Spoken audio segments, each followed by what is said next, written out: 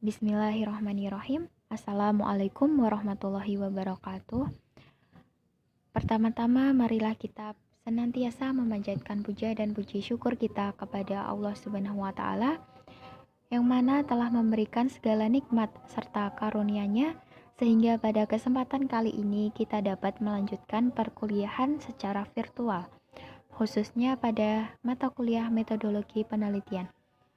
Tak lupa kami juga berterima kasih kepada Ibu Wiwin Astuti MPD selaku dosen pengampu mata kuliah metodologi penelitian pada semester ini. Kami dari kelompok 6 yang beranggotakan Zakiatul Mufidah dan juga saya sendiri Zulfa Afina Amalia akan mempresentasikan tentang teknik pengambilan sampel khususnya dalam memilih partisipan atau subjek untuk penelitian kualitatif. Sebelum kita beranjak ke teknik penentuan sampel tersebut, saya akan menjelaskan tentang istilah-istilah sampel dan populasi dalam penelitian kualitatif. Terdapat perbedaan yang mendasar dalam pengertian antara pengertian populasi dan sampel dalam penelitian kuantitatif dan juga penelitian kualitatif. Dalam penelitian kualitatif tidak menggunakan istilah populasi, tetapi oleh Spradley dinamakan social situation atau situasi sosial yang terdiri dari 3 elemen, yaitu tempat, pelaku, dan aktivitas yang berinteraksi secara sinergi. Situasi sosial tersebut dapat dinyatakan sebagai objek penelitian yang ingin diketahui.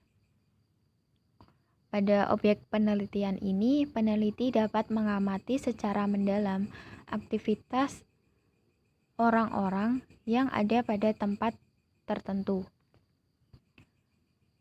Selanjutnya, penentuan situasi sosial. Penelitian-penelitian kualitatif berangkat dari kasus tertentu yang ada pada situasi sosial tertentu. Hasil kajiannya tidak diberlakukan ke populasi, tetapi ditransferkan ke tempat lain pada situasi sosial yang memiliki kesamaan dengan situasi sosial yang pada kasus yang sedang dipelajari atau dikaji.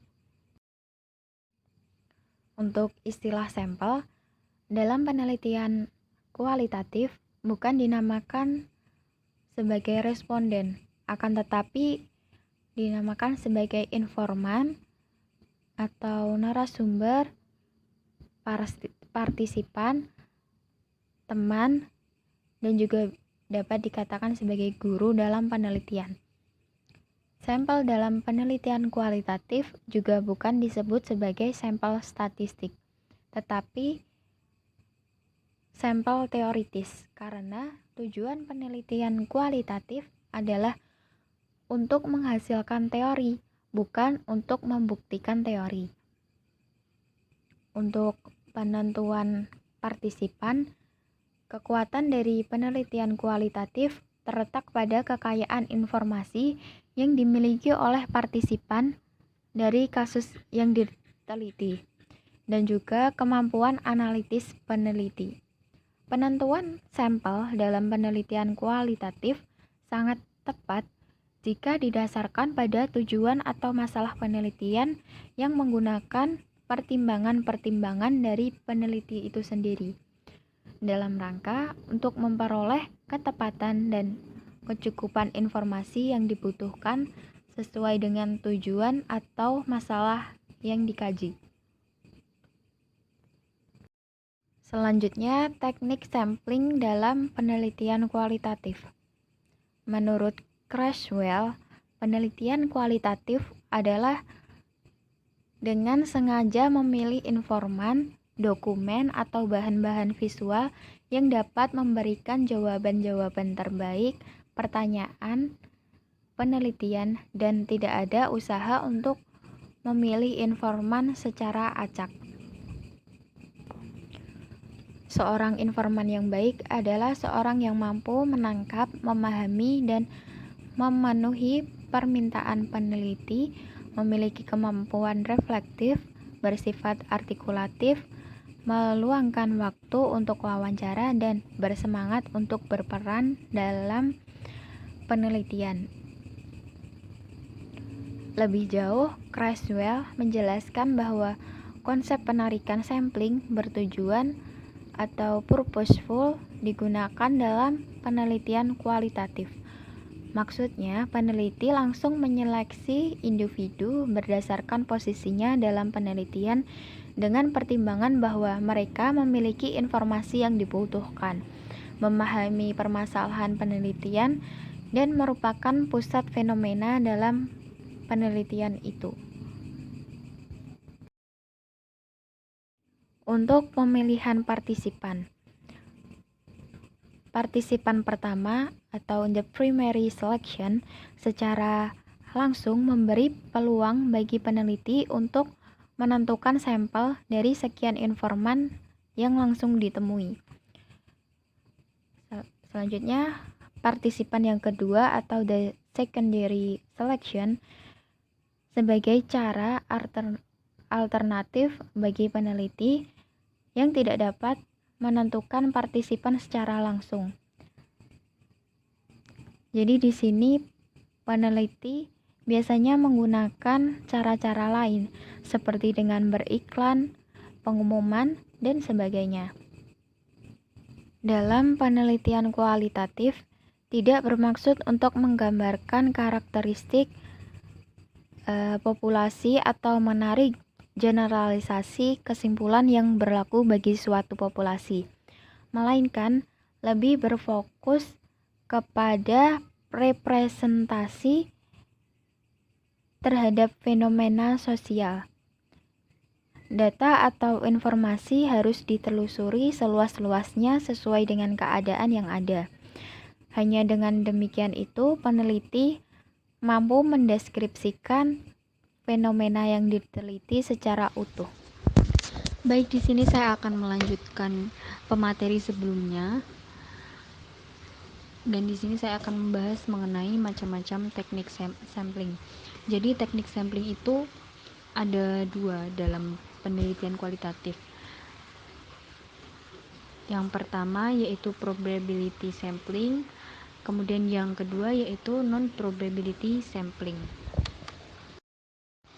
Kemudian kita akan membahas mengenai macam teknik sampling.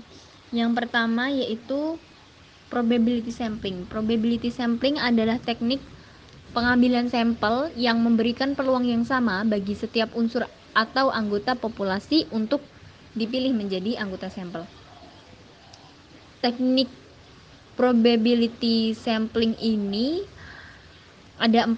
Yang pertama, simple random sampling.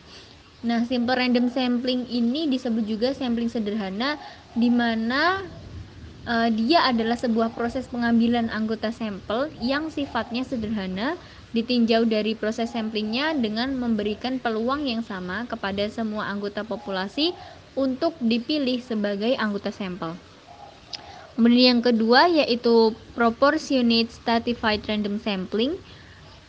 Menurut Tiro dan Arbianingsih, proportionate stratified random sampling digunakan jika populasi terdiri dari beberapa golongan atau kelompok yang mempunyai susunan bertingkat. Kemudian keuntungan menggunakan teknik ini yaitu meningkatkan keterwakilan dan memungkinkan peneliti mempelajari perbedaan yang mungkin ada antara variasi subkelompok populasi. Jenis sampling ini dimungkinkan untuk mengambil bilangan yang sama dari strata atau memilih secara proporsional terhadap ukuran strata dalam populasi. Kemudian yang ketiga, disproportionate stratified random sampling. Kemudian yang keempat, area atau cluster sampling menurut daerah. Kemudian yang kedua yaitu non-probability sampling. Sampling non-probabilitas merupakan pemilihan sampel yang dilakukan dengan pertimbangan peneliti. Sehingga dengan tipe sampling non-probability ini, membuat semua anggota populasi tidak mempunyai kesempatan yang sama untuk dipilih sebagai anggota sampel.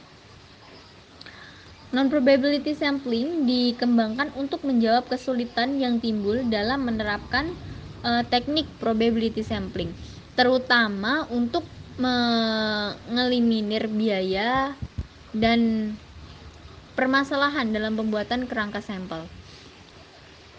Pemilihan non-probability sampling ini dilakukan dengan pertimbangan yang pertama, penghematan biaya, waktu dan tenaga, kemudian yang kedua, keterandalan subjektivitas peneliti atau pengetahuan, kepercayaan, dan pengalaman seseorang yang sering kali dijadikan pertimbangan untuk menentukan anggota populasi yang dipilih sebagai sampel. Yang termasuk pada sampling non-probabilitas, sampling ini menurut Sugiono adalah sampling sistematis, sampling kuota, sampling insidentil, purposive, sampling jenuh, dan snowball sampling. Nah, yang akan kita bahas yang pertama yaitu purposive sampling, atau hanya dipilih informan tertentu, di mana teknik pengambilan sampel sumber data dengan pertimbangan tertentu, yakni memilih kasus yang kaya informasi untuk diteliti secara mendalam. Misalnya, orang tersebut dianggap paling tahu tentang apa yang kita harapkan. Dalam penentuan ini mengharuskan bahwa informasi yang didapat tentang variasi di antara subunit sebelum sampel dipilih. Penelitian kemudian mencari orang, kelompok, tempat, kejadian untuk diteliti yang dapat memberikan banyak informasi. Dengan kata lain, peneliti memilih sampel yang mempunyai pengetahuan dan informasi tentang fenomena yang sedang diteliti. Kemudian yang kedua, snowball sampling adalah teknik pengambilan sampel sumber data yang pada awalnya jumlahnya sedikit, kemudian lama-lama menjadi besar. Hal ini dilakukan karena dari jumlah sumber data yang sedikit itu belum mampu memberikan data yang memuaskan, maka mencari orang lain lagi yang dapat digunakan sebagai sumber. Menurut buku Sugiono tahun 2009 halaman 300.